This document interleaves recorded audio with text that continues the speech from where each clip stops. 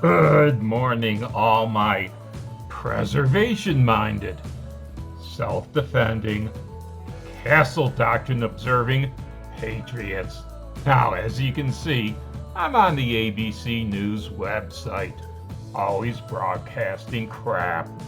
Before we get on with today's story, look at what they're pushing. Breaking!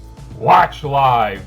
Murder trial of Derek Chauvin and the death of George Floyd. Yeah, the propaganda outlets are really fixated on this story. It's juicy as all hell. Why? It definitely shows white on black crime. It shows prejudice. It's a hate crime. It's institutional racism. Well, I'm not following this story all that closely. I don't have the stomach for it. I do know, though, that the coroner has come out and said that good old Fentanyl Floyd died of lack of oxygen. Well, hell, notice he didn't say, nay, couldn't say, that he was strangled. There was no bruising.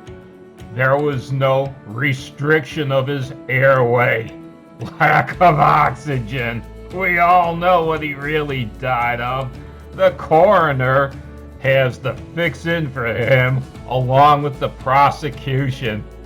You just know that Derek Chauvin, well, they'll find something to convict him on. We can't let this institutional racist get away with, well, I don't know. What's he trying to get away with here? Oh yeah.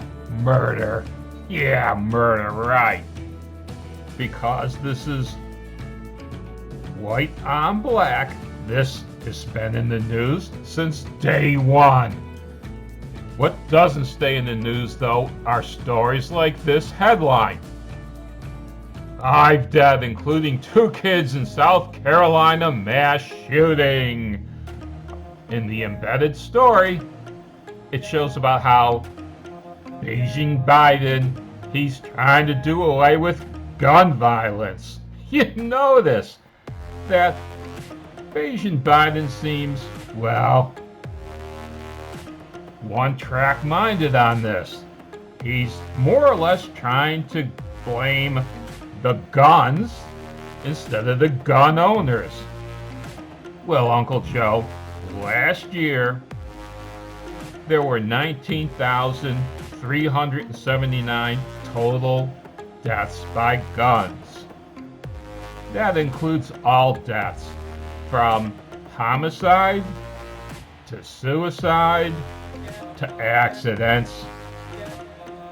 If he wanted to spend some time in trying to save American lives, and he didn't want to blame the users, why? Imagine if he went after cars, because last year there were 42,060 deaths in cars. That's over twice as many deaths by car as by gun. You don't see Uncle Joe trying to regulate cars more, do you? Oh, please don't, Uncle Joe. They're overregulated enough. Now, let's take a quick look at the story. 5 people are dead, including 2 children, following a shooting at a home in Rock Hill, South Carolina on Wednesday, according to the York County Sheriff's Office. A 6th person was also shot and suffered serious injuries, officials said. You see how ABC is framing this story. They're not even calling it a homicide. They're just saying it was a shooting. And you see that picture right there? That's the only picture you're shown. We're not shown pictures of the victims or the criminal involved that did the shooting. You wonder why? Let's take a look at the story from a different news source. This is from The Sun. NFL pro Philip Adams, there he is, the killer is named, kills 5 in mass shooting before killing himself. And if we scroll down just a little bit, there's the main victim, a doctor. He's 70 years old, but I'm getting ahead of myself. Dr. Robert Leslie was well known in the Rock Hill, South Carolina area for emergency medicine and ER work. The alleged gunman is pro NFL player Philip Adams, who supposedly killed Leslie, his wife, and grandkids. This son of a bitch. I really am glad that he finally aced himself.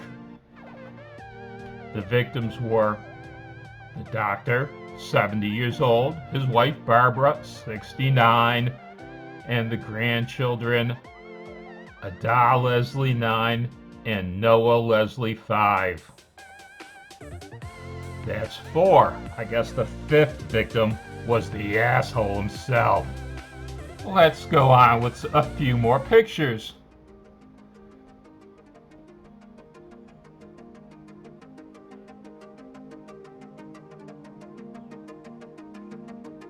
This is the killer right here.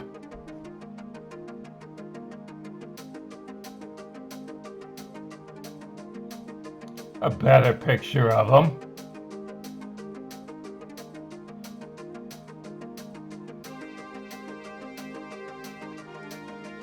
That is the good doctor. Now, these propaganda outlets really like to go on and on about interracial crime and mass shootings. Well, most mass shootings are not done by white people in the United States. Surprise? Most interracial crime isn't done by white people in the United States. Are you surprised? Well, let's take a look at one last thing. This is from The Spectator. Now, in a second, I'm going to scroll down so you can get an idea of who commits the most interracial violent crime stats. This is the latest one I could find from 2018. Who do you think represents that blue line? Those are the most victims. So, who is the blue line and who committed the crimes? Let's find out. Whoa! There we go. Black on white crime. 547,948. Black on Hispanic. 112,365. White on black. 59,778. White on Hispanic. Whoa! 207,104. That's pretty bad, but it gets worse. Hispanic on white, 365,299. And finally, Hispanic on black, 44,551. So, as you can see, the majority of interracial crime is black and Hispanic on white, not whites on black and Hispanic. I'm sure that this stat is just another one of those inconvenient truths.